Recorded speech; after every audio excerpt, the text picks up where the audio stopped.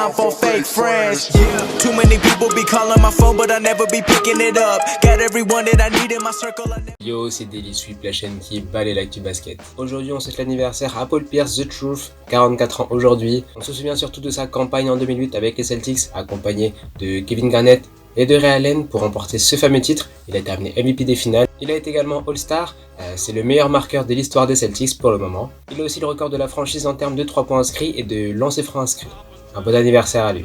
Donc on passe au résultat de la nuit, on avait les Golden State Warriors qui se sont imposés 111-99 face aux Los Angeles Lakers. Jordan Poole a terminé homme du match avec 18 points, 5 rebonds et 4 passes. Pendant ce match, on a enfin pu voir le probable 5 de départ, avec notamment LeBron James, Anthony Davis et Russell Westbrook, le 360 enfin sur les parquets. Après, le match n'était pas forcément fou, et les Lakers sont sur 5 défaites d'affilée. Après, c'est des matchs de pré-saison, faut pas forcément s'inquiéter, mais commence à se poser des questions sur l'alchimie, est-ce que la hype est vraiment légitime? Ensuite, les deux membres de la draft mythique 2003, donc LeBron James et Carmelo Anthony, qui se retrouvent cette fois-ci avec le maillot pour Préor. Ce sont les deux derniers talents de cette draft, en attendant de voir s'ils vont réussir à gagner un titre ensemble. Ensuite, une stat sur Russell Westbrook. Donc Russell Westbrook a fait un triple-double dans 35% de ses matchs lors de ses 7 dernières saisons. C'est-à-dire qu'à peu près tous les 3 matchs, il faisait un triple-double pendant 7 saisons, c'est absolument dingue. En l'espace de 7 saisons, c'est simple, il a fait 176 triple-double. Dans le même temps, on avait Toronto qui s'est imposé face à Washington Wizards, ils sont imposés 113-108. L'homme du match, c'est Sam Dekker avec 18 points. Ensuite, les prévisions de Bleacher Report sur les meilleurs joueurs de la saison arrivée. On a le numéro 9 qui sera Damian Lillard. Damian Lillard qui sort d'une très grosse saison, calibre MVP bien entendu. Et malheureusement, ces Blazers n'arrivent pas à passer des tours. En même temps, quand ils n'ont pas un bon bilan de saison régulière, ils affrontent toujours des gros. Est-ce qu'ils vont réussir à passer un cap cette saison avec John C. Billups en tant que coach? On verra. Numéro 8, Joel Embiid qui sort d'une très grosse saison. Il était prétendant au titre de MVP avec Nikola Jokic.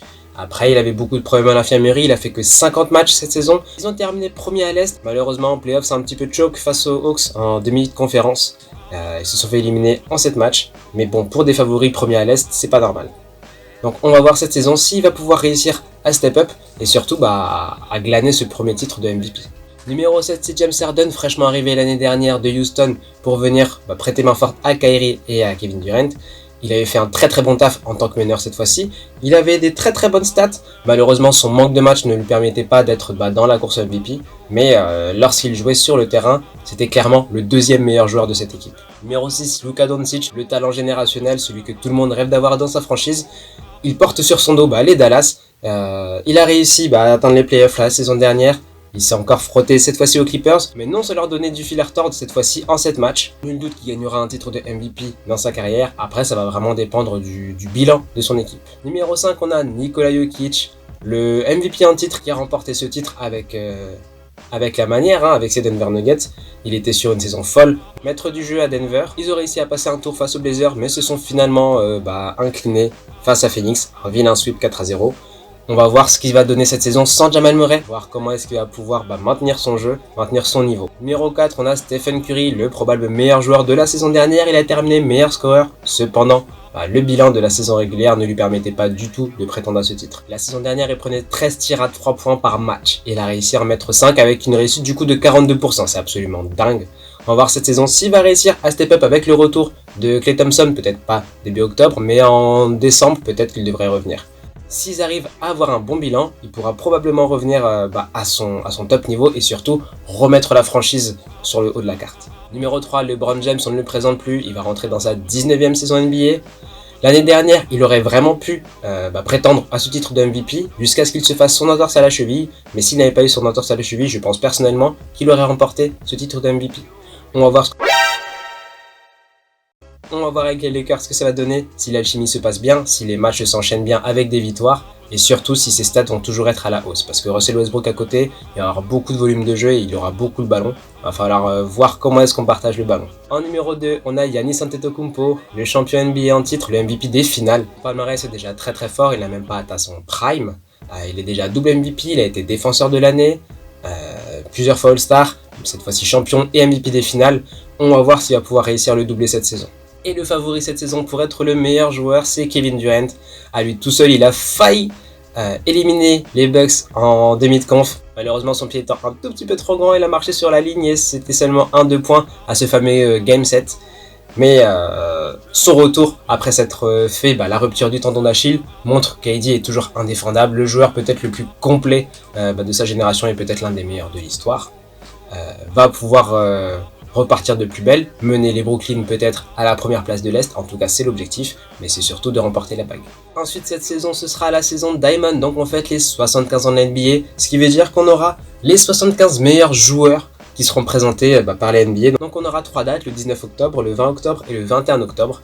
L'idée c'est que chaque jour on présente les 25 meilleurs joueurs. On avait les 50 Greatest qui étaient présentés, donc il y a 25 ans de cela. On va voir si les nouveaux joueurs qui sont arrivés depuis ces 25 dernières années pourront prétendre à rentrer dans ce cercle des 75 meilleurs joueurs de tous les temps.